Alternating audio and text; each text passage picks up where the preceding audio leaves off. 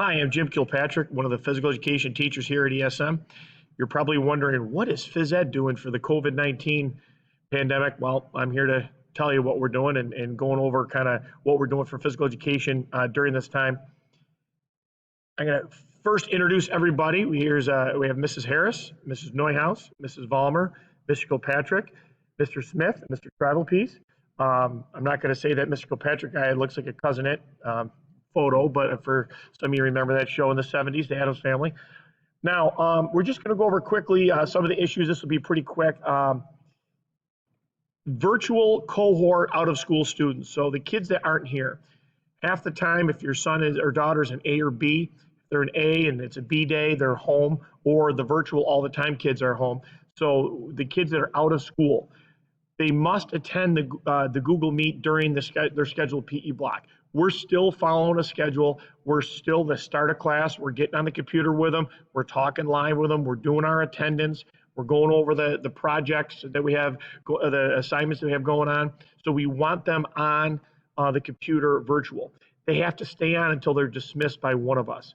We've had a couple instances where kids got on really quick and then they did the virtual check-in. We'll talk about that in a second, and the kids leave.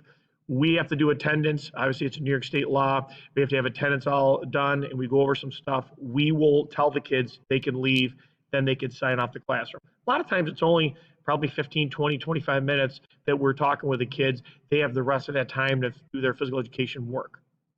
Virtual check-in. It's a document. They just put their name on it. It should take them 30 seconds.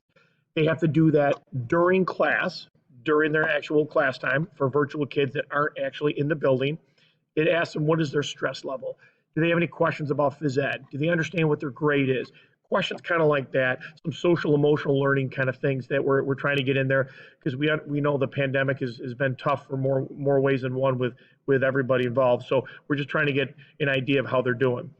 The video Google assignment, every week by Friday, there is a 5 to 7 minute video that one of us do in the program, and you watch the video and you answer 5 questions from a Google form. It's due by Friday.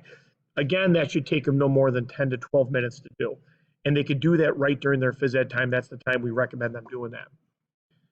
Their physical activity log, that is due by Sunday at 9. They are required to do 80 minutes of physical activity for the week.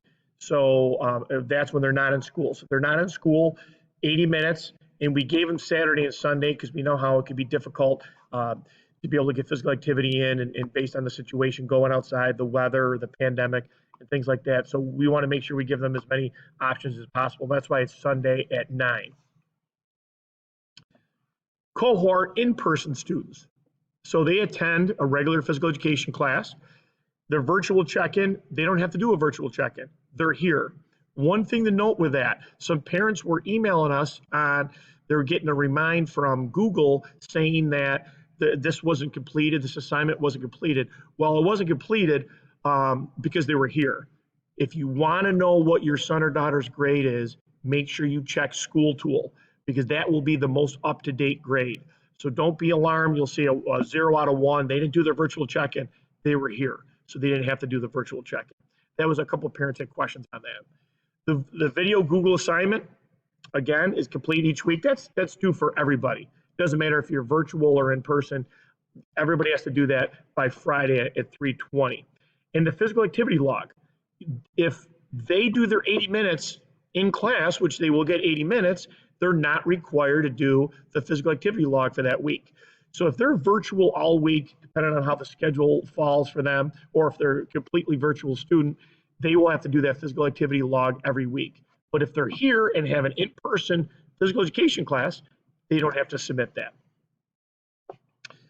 The cohort in-person students. During physical education class, we need them to have sneakers, a water bottle, and they got to wear their mask. One thing you don't see that's on here that's a little different, for physical education, it's 12 feet. So once they start huffing and puffing, they got to be 12 feet away. We have hand sanitizers in each one of the gyms. We've been rotating activities. So when they're done with maybe a 20-minute activity, we have them use their hand sanitizers, go to the next activity during the class. And there's always hand sanitizer there for them. They need to wear sneakers, preferably clothes they can move around in, and they have to have their mask on. If the kids ever need a mask break, we always give them that opportunity also. The locker rooms are locked and they're unavailable. So they won't be able to use the bathrooms or use the locker rooms. They can't even request a phys ed locker right now because it's really tough for us to be able to supervise the locker room and make sure the kids are 6 to 12 feet apart. Activities. We're trying our best to stick to our curriculum. So we're trying to everything we can to stick to our curriculum, but obviously restrictions due to the pandemic, some activities we're not allowed to do. And usually those are your traditional activities, floor hockey, basketball, football, soccer, some of those things we're not allowed to do, even though they're doing them after school. And there's been some people, well, why is it that sports can go on and phys ed can't? I'm not the governor. I'm just a phys ed teacher at ESM High School. The 11th and 12th graders, we are doing off-campus activities. Right now, we are doing hiking at Green Lakes. It was really interesting. We have a limited amount of kids that can ride the bus. This is only on a day that's really nice. We have all the windows on the bus open. I think there's like 21 kids. Every other seat can sit on the bus. And then we have to walk in a straight line because the kids can't walk right next to each other. So we're spread out. You think about, 20 kids 12 feet apart, but it's been pretty good. It's great to get the kids outside. Grading. The physical activity, they're doing their 80 minutes for the week. They're going to get a 7 out of 7 if they finish their in-person or virtual for that week. And the video Google assignment, those are worth 20%, and the virtual check-ins are worth 10%. The virtual check-ins really should take 30 seconds. So just make sure they do them if they're not in school. And lastly, like I said before, make sure you check School Tool for the updated grades. Have your son or daughter email us if they have a question. We've made mistakes before. For instance, this last Google assignment, I made the 5 questions, and 2 of the questions I made, there was multiple answers. So we give the kids the questions. We're not trying to hammer anybody. We want everybody to enjoy physical education. We know how much they need it, and we want everybody to get a good grade too. If you need to contact any one of us, there's all our emails. That's the best way. Have your son or daughter contact us. I had a student, I put the grade in wrong, and they emailed me, and I fixed it within the hour. The grades will be a little bit behind because of the due dates. So a lot of the work is, the video Google assignment is due on Friday, and then the log is due on Sunday. So it'll be the following week that we'll be able to get to those, those grades. If you have any questions, again, please email your son or daughter's teacher.